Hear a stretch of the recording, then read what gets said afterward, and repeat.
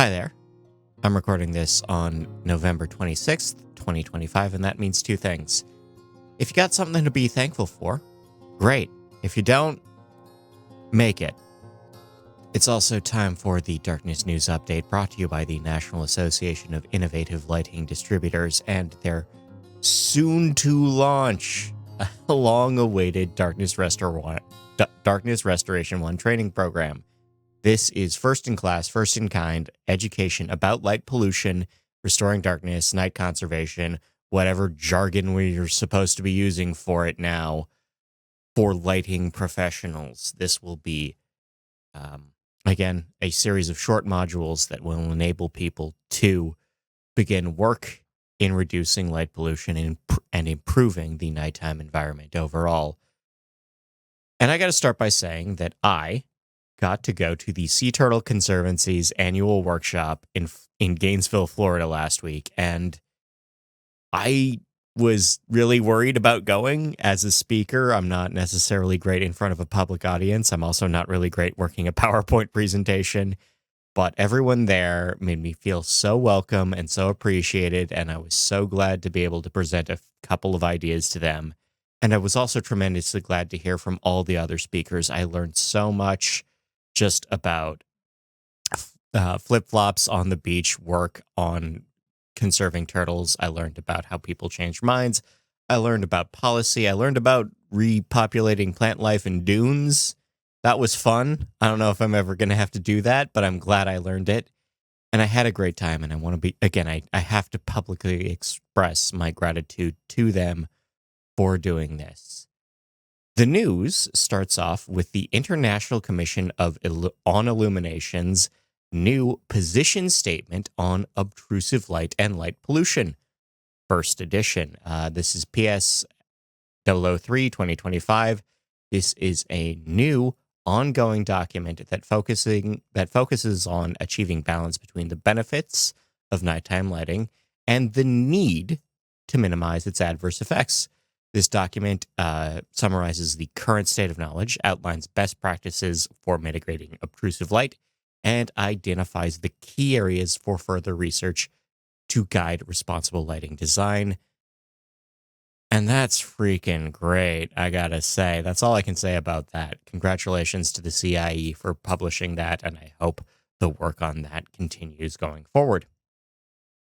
We have a new study from Cranfield University studying 86 locations that found that whole ecosystems actually have metabolisms and that light pollution changes them. Specifically, gross primary production and ecosystem respiration change with light pollution levels. We have a Spanish study on LED products, specifically talking about low CCT LED, PC amber LED, and how that interacts with light pollution standards. This is a great breakdown of a bunch of different products and a bunch of different types, weighing the pros and cons of filters, lenses, and LED sources. And really, it determines that you have to reduce blue at the source. No amount of lensing is really going to do it for you. We have a new flicker study from Lund University, and it calls for modulation rates in excess of 100 hertz for comfort. We have a possible mRNA vaccine to reduce macular degeneration. This is based on a study of mice, but it does show that the actual vaccination improves the aging eye. Kristen Knudsen has published a new scientific statement on circadian rhythm and health.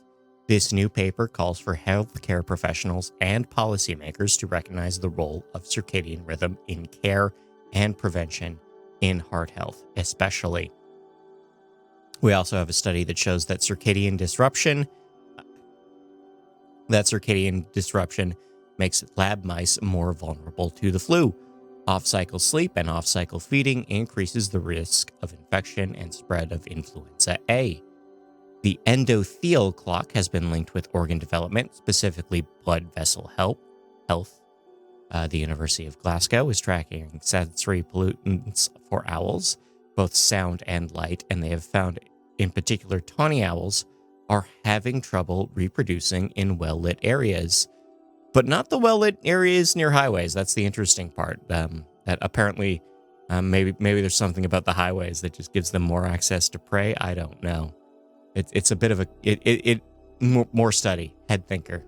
Maybe you can talk to someone about it. We have a study that shows that dim light at night changes the shape of hamster testes. This is from the news desk of I read it, so now you need to know about it too. But this study also identified effects to the liver metabolism of Syrian hamsters. Syrian hamsters are a breed of hamster, like French poodles. They don't have to be from Syria, but there are probably some downstream effects on reproduction overall. In Mexico City, the city will begin regulating light pollution. The environmental law for the protection of land in the federal district has been amended to limit light trespass, uplight, and glare. Fort Myers, Florida will be stepping up lighting enforcement next year with new plans for awareness building during sea turtle season. Rehoboth Beach in Delaware is pondering a new lighting ordinance. That's coming up for a vote soon. Simsbury, Connecticut is referring their proposed lighting ordinance to the county. The planning commission of the town is going to try to get the changes happening at the county level codes. In Baberton, Ohio, they have announced an indefinite ban on new data centers. This moratorium will specifically address the noise and light provided by those centers. In Bellevue, Idaho, residents are complaining about new autoplex lighting. This is a very large car dealership that just came together, and I gotta say, link will be on restoringdarkness.com, or if you're on the video version, over there-ish, sorry. And yeah, it looks bad, bro. Brookline, Massachusetts has tabled their nuisance lighting bylaw. They had planned on reducing light trespass to a single 1/10 of a foot candle, but that law has been bounced over to committee. We'll see if that goes forward. In Glynn, Georgia, turtle experts are calling for more action. They have a proposed, possibly passed, staged lighting change retrofit law, so that over time, areas closer to the beach would be subject to more and more strict rules, and that would carry up further away from the beach. But it's moving from the Planning Commission to public debate and then City Council itself. Big Cypress National Preserve might lose its dark sky status.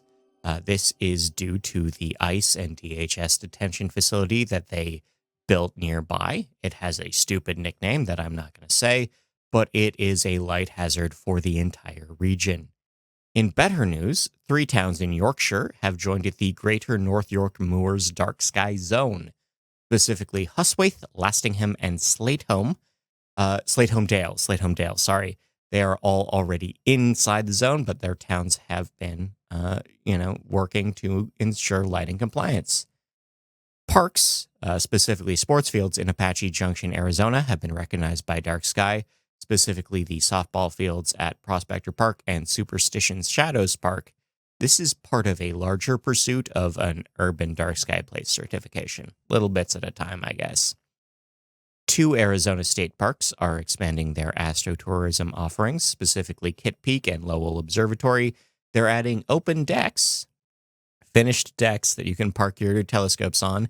They'll be hosting events on there. It's probably going to be a good time going forward. Hualong National Scenic Area in Sichuan is now a dark sky park. This is a first for China. Speaking of China, the Shenzhou 20's hull was cracked by space debris, which means it's no longer safe to be used. 3 crew members are presently stranded, waiting for the Shenzhou 22 to come pick them up. They haven't announced when that's actually going to happen. Again, low orbit objects are a source of light pollution for astronomers and also a source of danger for people if we're going to keep putting people in space. In things that are not sponsored, but I think are cool, Cyclone Lighting has new lenses for their products, and they meet Dark Sky International's requirements for lighting products, and they look pretty good, actually, overall. Again, not paying me to say that. Dark Sky International has named their annual award winners, with people and places recognized for their work in the past year, as well as one Lifetime Achievement Award. That all happened at the start of the Under One Sky Conference, and I extend my congratulations to all of them. I also want to extend my thanks to you for your time and attention. If you want to leave a rating, a review, or leave a donation, that's great. Soft Lights gets the donations and they do good work. I also want to thank Nailed and Darkness Restoration 1 for backing this show. And until next time, take care of yourself.